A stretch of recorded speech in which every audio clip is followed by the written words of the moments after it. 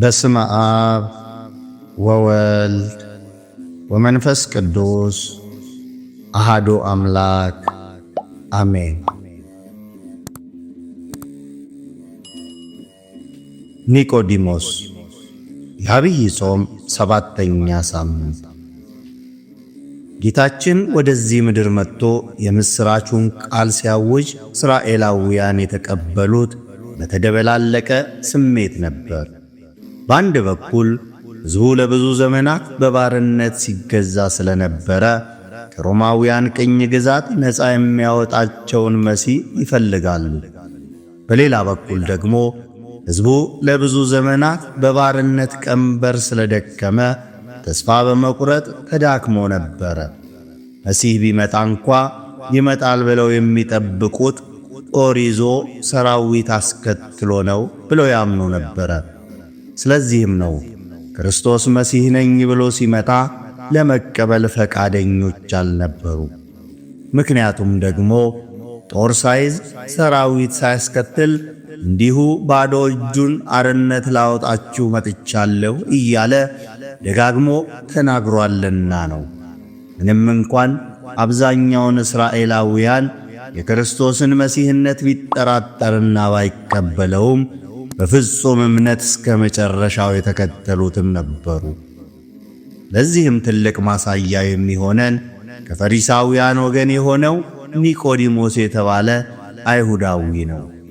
ቅድስት ቤተ ክርስቲያንም ይህንን ታላቅ ሰው ለማክበር የዐቢይ ጾም ሰባተኛን እሁድ በእርሱ ስም ሰይማ ታከብረዋለች። ተከታዮቿ ምእመናንም የእርሱን አሰረ ፍኖት እንዲከተሉ ትመክራቸዋለች፣ ታስተምራቸዋለች። ኒቆዲሞስ ማን ነው? እንደኛ ኒቆዲሞስ ፈሪሳዊ ነው። የዮሐንስ ወንጌል ምዕራፍ 3 ቁጥር 1 ላይ እንደምንመለከተው የእስራኤላውያን ለብዙ ዘመን በባርነት መኖር የሕዝቡን ያኗኗር ሁኔታ ቀይሮታል። በግዞት ጊዜ ከአሕዛብ የቀሰሟቸውን አጉል ትምህርቶች በእምነትም ባስተሳሰብም እጅግ እንዲለያዩና እንዲራራቁ ምክንያት ሆኗል። አይሁዳዊ ሳምራዊ፣ ከአይሁድም ሰዱቃዊ፣ ፈሪሳዊ፣ ጸሐፍት፣ ኤልያዊ ብለው እንዲከፋፈሉ ከዚህም እጅግ ወርደው ገሊላዊ፣ ናዝራዊ እንዲባባሉ ያበቃቸው ከአሕዛብ ጋር የነበራቸው ግንኙነት ፈር ባለማስያዛቸው ነበር። ፈሪሳውያን ደግሞ ግን በማጥበቅ ሕዝቡ የሚያስተምሩን ቀሚሳቸውንም በማስረዘም እነርሱ የማይፈጽሙትን ሕግ በሕዝቡ ላይ የሚጭኑ ራሳቸውን ከሌሎች በላይ ከፍ ከፍ የሚያደርጉ አባታችን አብርሃም እያሉ የሚመጻደቁ የአባታቸውን የአብርሃምን ሥራ ግን የማይሰሩ ክፍሎች ናቸው። የዮሐንስ ወንጌል ምዕራፍ 8 ቁጥር 39። ታዲያ ኒቆዲሞስ ምንም እንኳን ከፈሪሳውያን ወገን ቢሆንም ራሱን ከዚህ ሕዝብ ለይቶ ክርስቶስን ፍለጋ በፍጹም ልቡ የመጣ ፈሪሳዊ ነው። ቀድሞ አባታችን አብርሃምን ከቤተሰብ ተለይተ እኔ ወደማሳይ ምድር ሂድ ያለው አምላክ ኒቆዲሞስን ከፈሪሳውያን ለይቶ ጠራው። ኦሪት ዘፍጥረት ምዕራፍ 12። ሁለተኛ ኒቆዲሞስ የአይሁድ አለቃ ነው። እዛው በዮሐንስ ወንጌል ምዕራፍ 3 ቁጥር 1 ላይ እንደምናገኘው ሮማውያን ሕዝቡን የሚያስተዳድሩት ከላይ ያለውን ዋና ሥልጣን ተቆጣጥረው ታች ያለውን ሕዝብ ደግሞ ባህላቸውን በሚያውቅ ቋንቋቸውን በሚጠነቅቅ አይሁዳዊ ምስለኔ ነው። አውሮፓውያንም አፍሪካን ለመቀራመት የተጠቀሙበት ስልት ይህ አይነት ነበር። ኒቆዲሞስም ምንም እንኳን ፈሪሳዊ ቢሆን አለቃ እንዲሆን በሮማውያን የተሾመ ባለሥልጣን ነው። ሦስተኛ ኒቆዲሞስ መምህረ እስራኤል ነው። በዮሐንስ ወንጌል ምዕራፍ 3 ቁጥር 10 ላይ እንደምንመለከተው ጌታ ሚስጥረ ጥምቀትን በገለጸበት ጊዜ ሲደናገር አይቶ አንተ የእስራኤል መምህር ስትሆን ይህን አታውቅምን ብሎታል። ይህ የሚጠቁመን ኒቆዲሞስ አለቅነትን ከመምህርነትን የያዘ በአይሁዳውያን የታፈረና የተከበረ ሰው እንደነበረ ነው። መምህር ቢሆንም የሚቀረኝ ያላወቅኩት ያልጠነቀቅኩት ብዙ ነገር አለ በማለት የመምህርነቱን ካባ አውልቆ የተማሪነትን ዳባ ለብሶ ከክርስቶስ ሊማር መጣ። አራተኛ ኒቆዲሞስ ምሁረ ኦሪት ነው።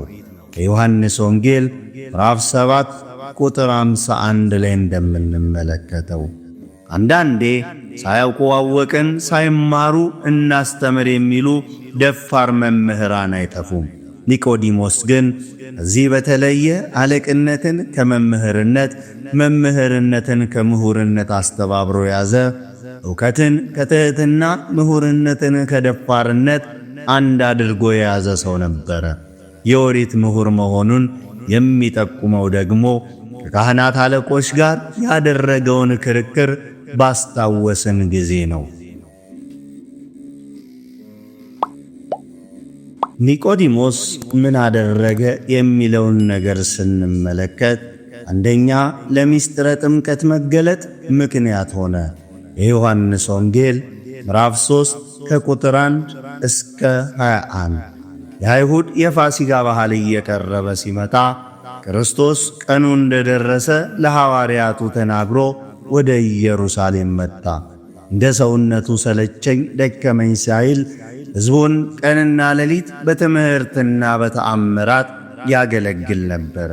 በዚህም ሰዓት ነው ኒቆዲሞስ በሌሊት ገስግሶ ወደ ጌታችንና መድኃኒታችን ኢየሱስ ክርስቶስ የመጣው። በፊቱ ቀርቦም መምህር ሆይ ብሎ የእርሱን አላዋቂነት፣ የክርስቶስን ማምረ ኅቡዕነት፣ የተሰወረን አዋቂነት መሰከረ። ጌታችንም አመጣጡ ከልብ መሆኑን አውቆ ምስጢረ ጥምቀትን ወይም ዳግመ ውልደትን ገለጸለት። ምስጢሩ የኦሪት ምሁር ለነበረው ኒቆዲሞስ ለጆሮ የከበደ ለመቀበል የሚቸግር ሆነበት። የከበደውን የሚያቀል የጠበበውን የሚያሰፋ አምላክ ምስጢሩን ለኒቆዲሞስ እንደ ከበደው ስለተረዳ ቀለል አደረገለት። ዳግም ውልደት ከእናት ማኅፀን ሳይሆን ከውሃና ከመንፈስ ቅዱስ እንደሆነ አብራራለት። ሁለተኛ አዋቂ ነን የሚሉትን አሳፈራቸው። የዮሐንስ ወንጌል ምዕራፍ 7 ቁጥር 51 ወቅቱ የአይሁድ የፋሲካ በዓል የቀረበበት፣ ጻፎችና የካህናት አለቆች ጌታን ለመያዝ እንደ ሙሴ ሕግ ሊያስፈርዱበት የቋመጡበት ጊዜ ነበር። የሙሴ ፈጣሪ መሆኑን መቻወቁና የካህናት አለቆች ተሰብስበው ክርስቶስን ለመያዝ በሚመካከሩበት ጊዜ ከሙሴ መጻሕፍት ሕግን ጠቅሶ ሊቃውንተ ኦሪትን አፍ ያስያዛቸው ኒቆዲሞስ ነበር። በዚህም የተነሳ ሳይስማሙ ወደ የቤታቸው እንዲበታተኑ ምክንያት የሆነ ታላቅ ሰው ነው። ሦስተኛ ጌታን ለመገነዝ የበቃ ታላቅ ሰው ነው። የዮሐንስ ወንጌል ምዕራፍ 19 ቁጥር 38 ጌታችን በቀራንዮ አደባባይ ራሱን ለዓለሙ ቤዛ አድርጎ ሲሰጥ እስከ ሞት ካንተ አንለይም ያሉት ደቀ መዛሙርቱ ሲበታተኑ ከዮሐንስ በቀር 9 ሰዓት ቀራንዮ የነበረ ኒቆዲሞስ ነበረ። ከአርማትያሱ ዮሴፍ ጋርም ሆኖ የክርስቶስን ሥጋ ካለቆች ለምኖ የገነዘ የክርስቶስ ክቡር ሥጋን ከርቤና የእሬት ቅልቅል ያርከፈከፈለት ወደ አዲስ መቃብርም ያወረደው ኒቆዲሞስ ነበረ።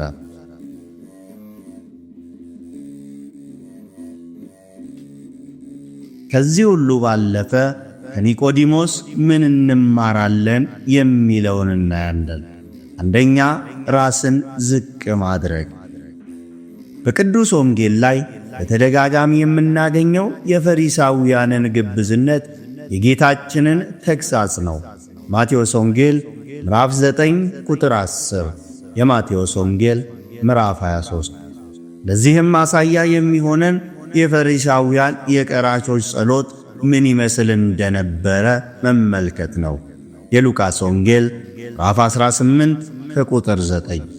ኒቆዲሞስ ፈሪሳዊ፣ የአይሁድ አለቃ፣ መምህረ እስራኤል፣ ምሁረ ኦሪት ቢሆንም ራሱን ዝቅ አድርጎ ከጌታ እግር ስር ቁጭ አለ።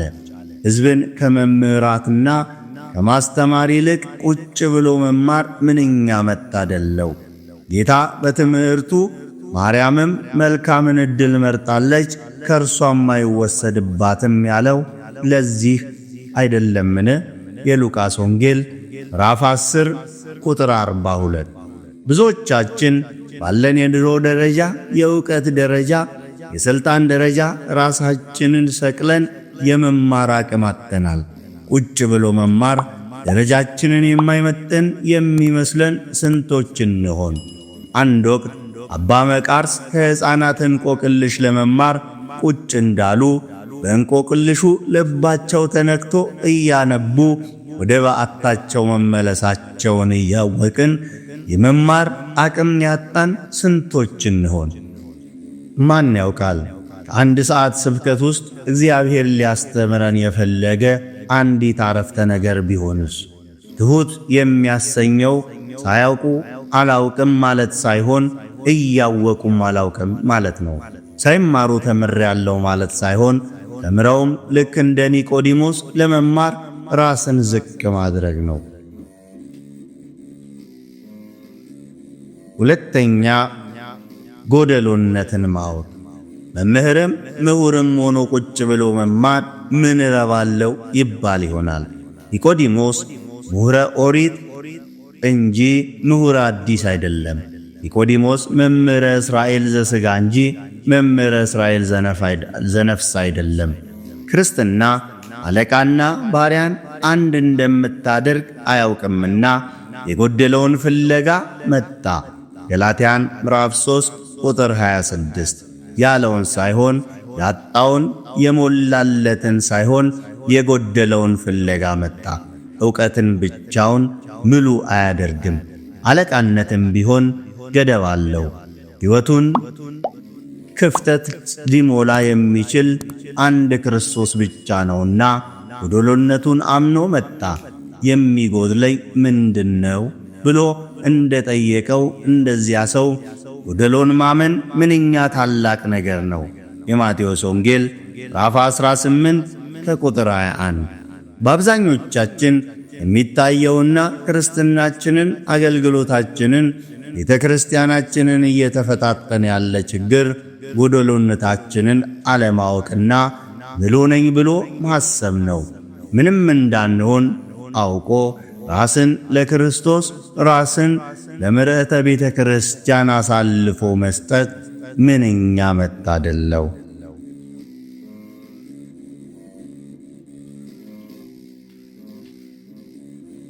ሦስተኛ፣ ልቦናን ከፍ ማድረግ። ኒቆዲሞስ ይዞ የመጣው ሥጋዊ ሕዋሳቱን ነበር።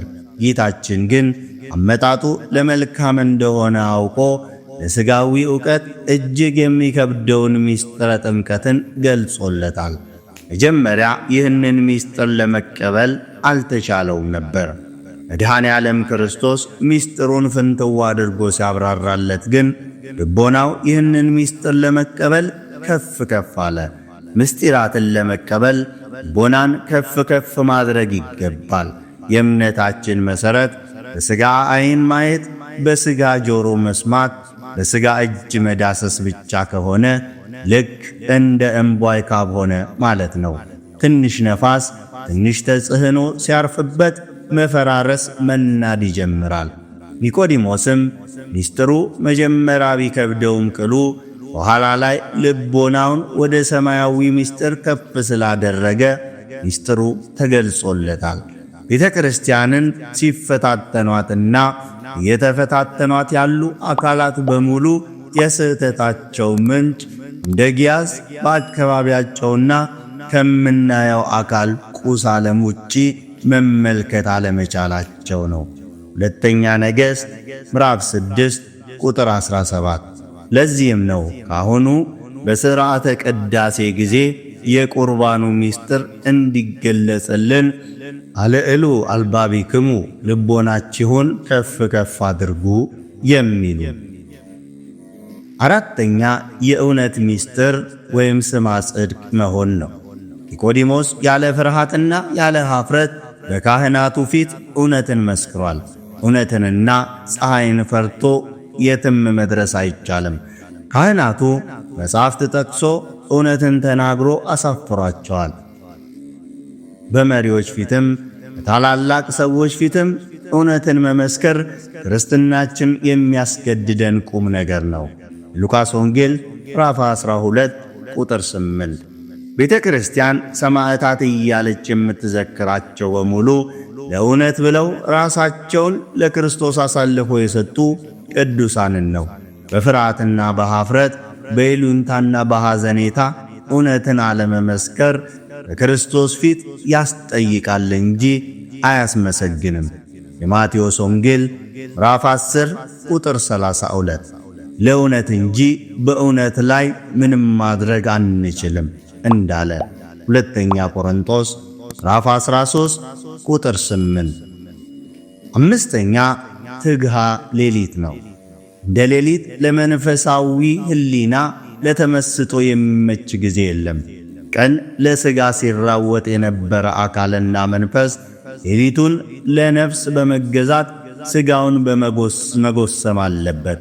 ለዚህም ነው ቅድስት ቤተ ክርስቲያን ቀኑን በቅዳሴ ሌሊቱንም በማኅሌት በሰዓታት በኪዳን እግዚአብሔርን ስታመሰግን የምታድረው። ቅዱስ ማር ይስሐቅም ሌሊትስ ጌታን ለማመስገን የተፈጠረ ድንቅ ጊዜ ነው ያለው።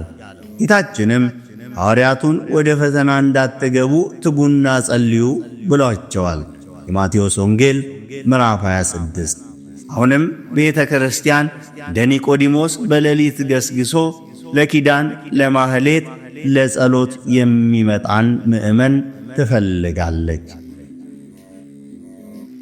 ስድስተኛ እስከ መጨረሻ መጽናት።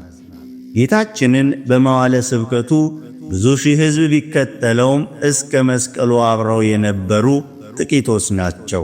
የተወሰነው ሕዝብ ቀድሞም የተከተለው ለምግበ ሥጋ ነበርና ቀራንዮ ላይ አልተገኘም።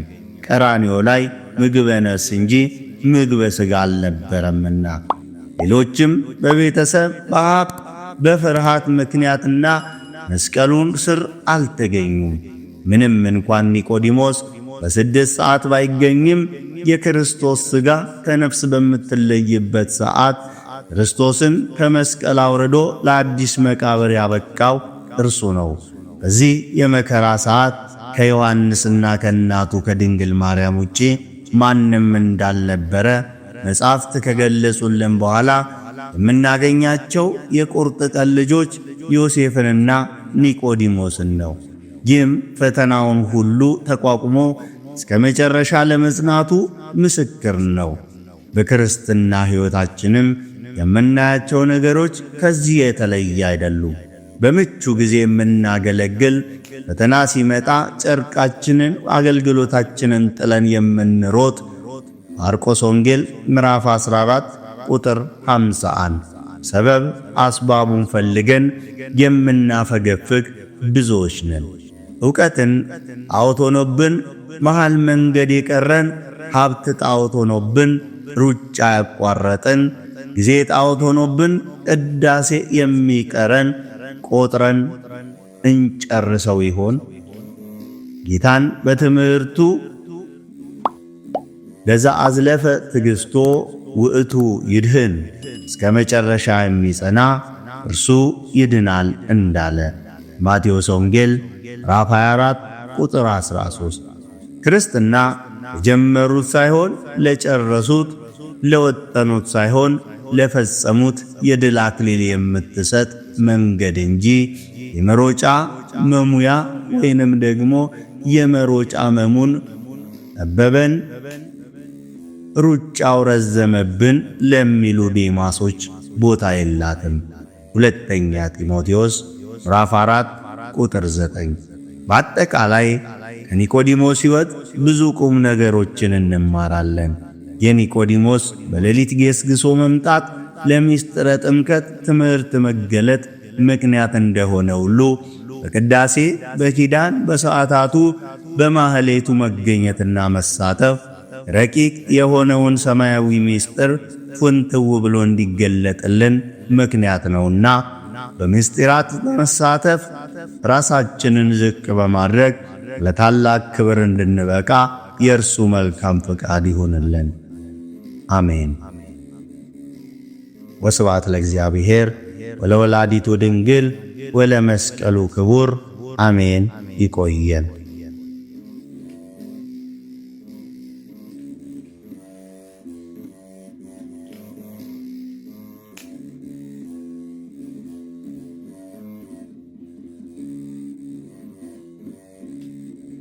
Thank you.